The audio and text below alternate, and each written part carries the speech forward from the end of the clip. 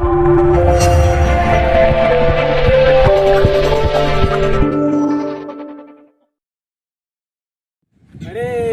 कृष्णा।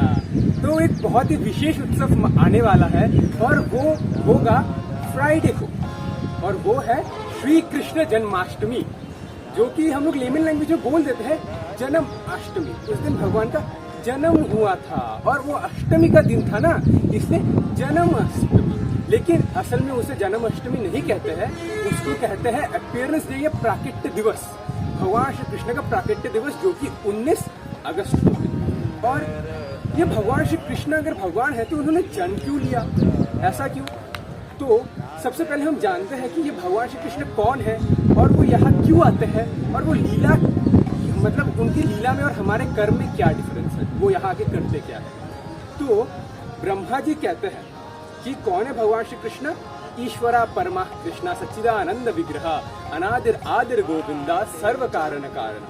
कि सभी भौतिक और आध्यात्मिक दृष्टिकोण से अगर देखा जाए, अच्छे से विश्लेषण किया जाए, मनन चिंतन किया जाए, तो सबसे ऊपर जो नाम है ईश्वरों में से जो सबसे ऊपर है वो भगवान श्री कृष्ण का नाम है। और कौन है ये भगवान श्री कृष्ण? इनका व्यक्तित्व क्या है? सच्चिदानंद विग्रह। इनके सब कुछ दिव्य है, इनके हाथ भी दिव्य है, इनके पैर भी दिव्य है, इनकी नासिका भी दिव्य है, इनकी आंख भी दिव्य है, इनके करार विंद भी दिव्य है, इनके पदार विंद भी दिव्य है, इनके मुखार विंद भी दिव्य है, इनके नाभार विंद भी दिव्य है। सब कुछ भगवान का सिर्फ अरविंद है। अरविंद मतलब कमल के समान। और एक रसिक वैष्णव वृंदावन के तो कितने सुंदर भगवान का गुणगान करते हैं कि इस भगवान का मैं कैसे गुणगान करूं। ये तो अपने करार विंद से, अपने हस्त कमल से अपने पद्म कमल को पकड़ लेते हैं और अपने पद्म कमल को अपने मुख के कमल में प्रवेश कर देते हैं। करार विंदेर पदार विंदे मुखार विंदेर विनिवेशयन्तम वातस्य पत्रस्य भूते शयनम बाल मुकुंदम मनसा स्मरामि। अरे ये भगवान श्री कृष्ण, ये बाल मुकुंद को मैं साक्षात नमन करता हूँ। ऐसे बहुत से रसिक वैष्णव है जो कि भगवान श्री कृष्ण का भिन्न भिन्न प्रकार से गुणगान करते हैं। और ब्रह्मा जी कहते हैं गुणगान कैसा भी क्यों ना हो, ये भगवान श्री कृष्ण जो है यही उद्गम स्थान है, यही सर्वश्रेष्ठ स्थान है, और इनसे ऊपर तो भूल जाइए, इनके बराबर भी कोई नहीं। अच्छा, ये ब्रह्मा जी ने कह लिया।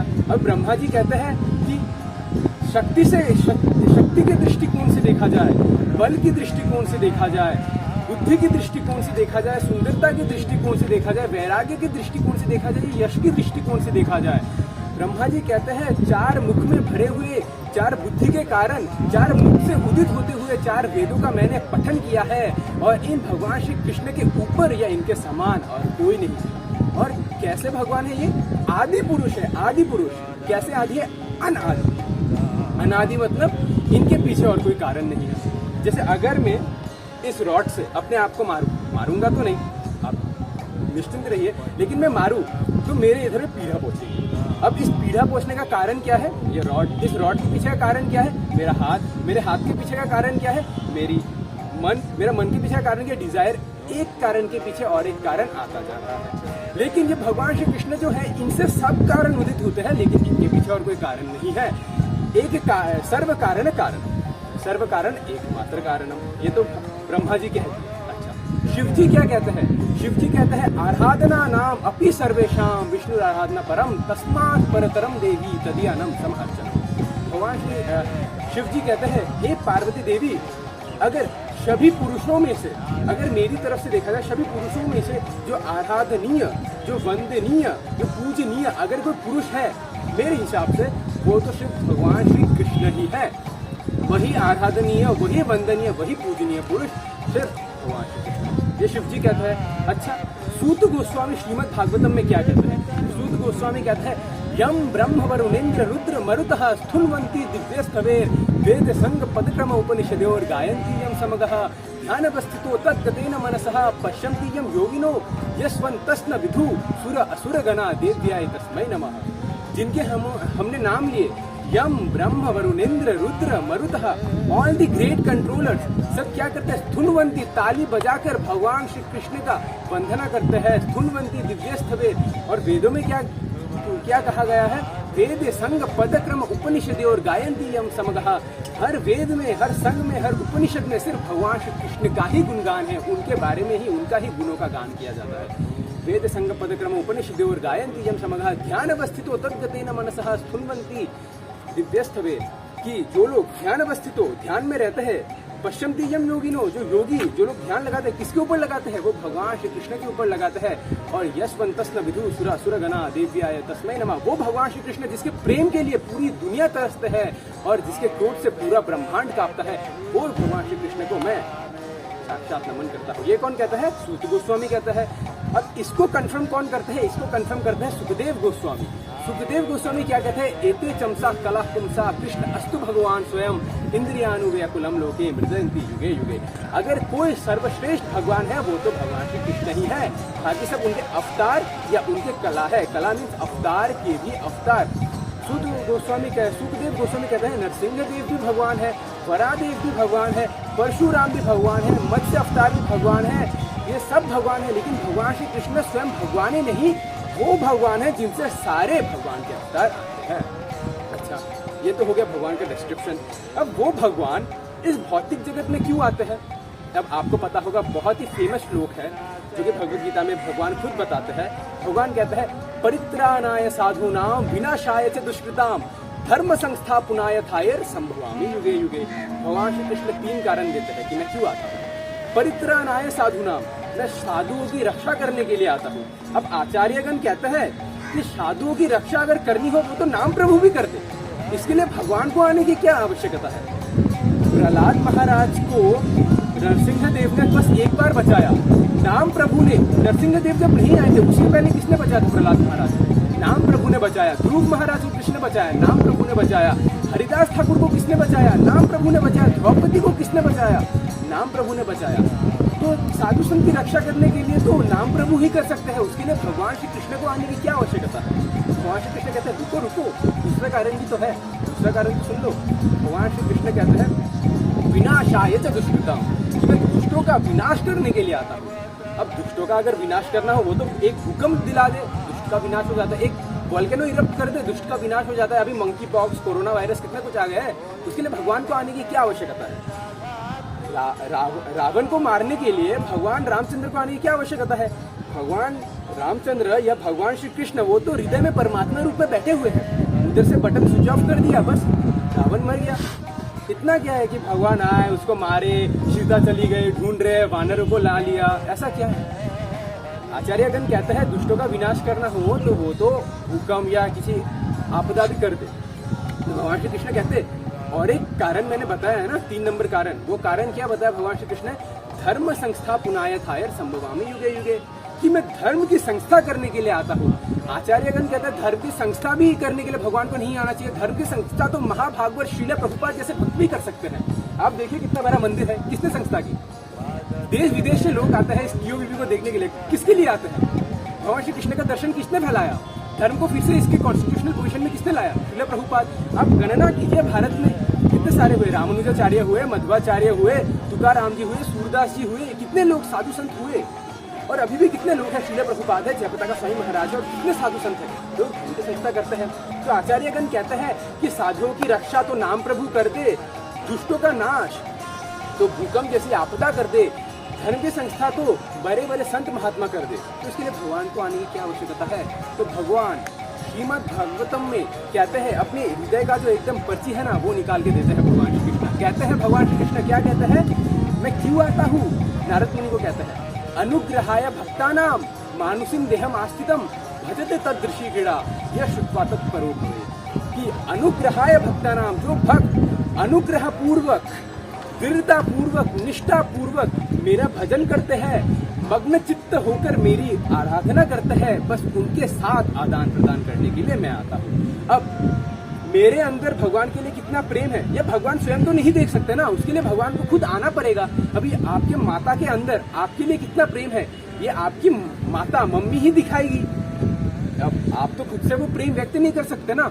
तो ये आदान प्रदान, भक्तों के साथ आदान प्रदान करने के लिए भगवान श्री कृष्ण आते हैं। और कैसे आते हैं? मानुषिम देहमास्तितम, ऐसा रूप धरता है कि सारे लोग मनमोहन हो जाते हैं। जब गोकुल में आए भगवान श्री कृष्ण तो सारे गोकुल वासियों की वासियों के तो मन को हर लिए बाल गोपाल जी, इतने सुंदर रूप में आए भगवान श्री कृष्ण।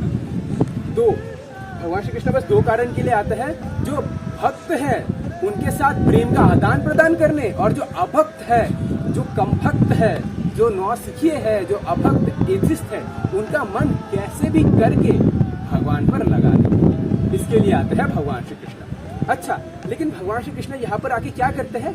लीला करते हैं। जैसे हम कहते हैं ना, ये तो भगवान की बहुत ही अपार लीला है, ये तो झूलन लीला है, लीला। अच्छा, कुछ लोग कहते हैं भगवान करे तो लीला, हम करे तो साला कैरेक्टर ढीला। ऐसा क्यों? हमारे कर्म में और भगवान की लीला में क्या अंतर है? कोई अंतर है या नहीं है? अवश्य अंतर है। हम क्या करते हैं?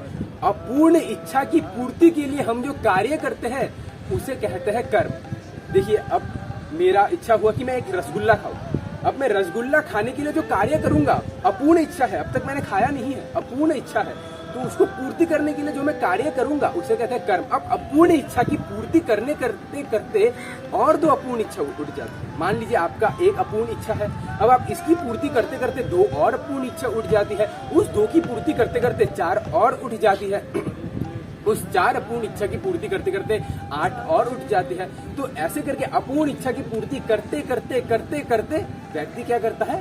वो अपने देह को त्याग कर देता है। इसी प्रकार से देह त्याग करने के बाद हम अपने दोस्त, मित्र, भाई बहन, बंधु बांधव, मम्मी पापा सबको छोड़ देते हैं, लेकिन एक जो है हमारे परम मित्र, हम उनको नहीं छोड़ पाते। कौन है? माया देवी। माया देवी को हम नहीं छोड़ पाते। फिर हमको एक शरीर से दूसरे शरीर, एक शरीर से दूसरे शरीर, ऐसे ही हम भटकते रहता है अपूर्ण इच्छा की पूर्ति करने के लिए। ऐसे है। तो ऐसे करते करते करते करते इस कर्म बंधन में फंसते फंसते हमें एक फल मिलता है, वो फल है दुख, और उस फल का हम जब आस्वादन करते हैं तब हम दुखी रहते हैं। लेकिन भगवान श्री कृष्ण, उनके अंदर कोई अपूर्ण इच्छा है ही नहीं। उनका एक नाम आपने सुना होगा, आत्माराम या आप्तकाम। भगवान श्री कृष्ण को अगर रसगुल्ला खाने की इच्छा भी हुई ना, उनकी सारी लीला शक्ति लग जाएगी उनकी रसगुल्ला खाने की इच्छा को पूर्ति करने के लिए। भगवान श्री कृष्ण बस सोचे रसगुल्ला खाना है, आ जाते हैं। भगवान श्री कृष्ण के अंदर कोई अपूर्ण इच्छा है ही नहीं। ना तस्य कार्यम करणम च विद्यते, न तत्समस्य अभिधिकश्च दृश्यते, पराश शक्ति विविधैव श्रेयते बल क्रिया च। कि उनके जितने भी पराश शक्ति है, जितने भी सारे शक्ति है, सब मिलकर लग जाते हैं भगवान की इच्छा को पूर्ति करने के लिए। तो भगवान के पास तो कोई अपूर्ण इच्छा है ही नहीं, लेकिन फिर भी जो बिना किसी इच्छा के कार्य करे, जो बिना किसी इच्छा के कुछ कार्य करे, उस कार्य करने से उनको क्या मिलेगा? आनंद मिलेगा। उस कार्य को क्या कहते हैं? आनंद। सिर्फ आनंद वर्धन के लिए जो कार्य करे उसको कहते हैं लीला। उनके अंदर कोई अपूर्ण इच्छा नहीं है, वो सिर्फ आनंद वर्धन के लिए, भक्तों के साथ आदान प्रदान करने के लिए वो कार्य करते हैं। तो इसलिए हम जो करते हैं वो कर्म कहते हैं, और भगवान श्री कृष्ण क्या करते हैं? लीला करते हैं। अब जो व्यक्ति, और भगवान श्री कृष्ण जब आनंद वर्धन के लिए लीला करते हैं तब उनको क्या फल मिलता है? उनको फल मिलता है सुख का, आनंद का। इसलिए भगवान श्री कृष्ण का नाम है आनंदमयी या आत्माराम। तो जो व्यक्ति अपूर्ण इच्छा की पूर्ति करने के लिए उसके चंगुल में फंसा रहता है, जो व्यक्ति अपूर्ण इच्छा की पूर्ति करने के लिए उसके चंगुल में फंसा रहता है, वो सुख पाता है, वो कष्ट पाता है। और भोग वृत्ति, इंद्रिय तृप्ति, सेंस एंजॉयमेंट में जो लगा रहता है, एक शरीर से दूसरे शरीर, एक शरीर से दूसरे शरीर, इंद्रिय तृप्ति में जो लगा रहता है, उसका अनुभव करता है। लेकिन वही व्यक्ति अगर इन इंद्रियों द्वारा भगवान की सेवा में लग जाए, भगवान के आनंद वर्धन के लिए कार्य करे, उनके प्रेम में सेवा करे, तो उस व्यक्ति को फल मिलता है आनंद का फल। उस फल को खाकर वो भगवान के साथ आनंद में रत हो जाता है। अच्छा, अब हमने कहा कि भगवान के अंदर कोई आनंद अपूर्ण इच्छा है ही नहीं, तो हम भगवान की सेवा क्यों करें? भगवान तो आत्माराम है। देखो, भगवान को कोई सेवा की जरूरत नहीं है, भगवान तो आत्माराम या आत्मा काम है, जैसे मैंने कहा है। लेकिन जब आग के सामने हम रहते हैं ना, तो हम जब चिंगारी आग के सामने रहती है तब चिंगारी जगमगाती है, जैसे चिंगारी आग से दूर चली जाती है तब चिंगारी बुझने लगती है। उसी प्रकार हम भी सब बुझे बुझे बुझे बुझे घूम रहे हैं दुनिया में। कोई कहेगा how are you doing man? Rocking rocking, अंदर से उसको पता चलता है कि रॉक पड़ रहे हैं मेरे सिर के अंदर। प्लास्टिक स्माइल, प्लास्टिक स्माइल है ये कोई अंदर वाला स्माइल नहीं है। ऐसे वो प्लास्टिक स्माइल में बैठा रहता है, प्लास्टिक स्माइल।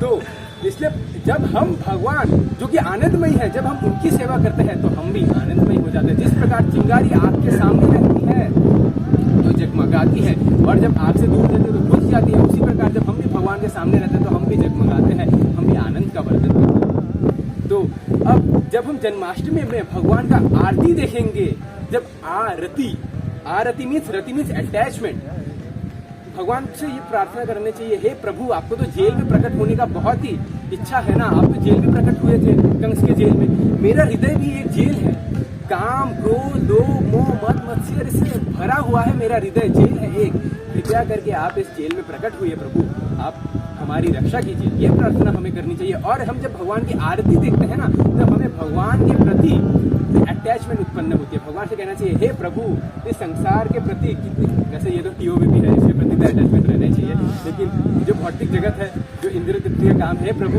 इसके इस इंद्र तृप्ति में तो हम रथ रहते हैं, इसमें इतनी रति है, आप प्लीज आप में रति ले आइए।